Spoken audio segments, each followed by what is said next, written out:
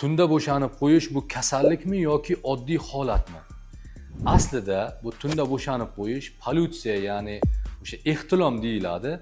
Bu ko'pincha uylanmagan yosh yigitlarimizda yoki uylanib musofirda yurgan, uzoq vaqtdan beri jinsiy aloqa qilmayotgan erkaklarimizda uchraydi. Bu holat normal holat hisoblanadi. Ya'ni bu bizdan oldingi ota-bobolarimizda ham, bizda ham, bizdan keyingi yoshlarda ham bo'ladigan holat hisoblanadi. Lekin onanizm bilan uzoq vaqt shug'ullangan yoshlarimizda markaziy nerv sistemasini zararlanishi hisobiga ushbu odat bilan shug'ullanmay qo'yadigan bo'lsa, tez polyutsiya kuzatilishi mumkin. Ya'ni normada 2 haftada, 3 haftada, 1 oy, 2 oyda bir marta bo'ladigan bo'lsa, lekin onanizm bilan uzoq vaqt shug'ullanganlarda har kuni ham bo'lishi mumkin.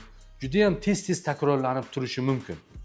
Shu sababli bunaqa yoshlarimizga tavsiya birinchi bo'lib mana shu onanizmni nerv sistemasiga qoldirgan asoratlarni bartaraf qilish kerak va ikkinchi bo'lib tezroq uylanish kerak.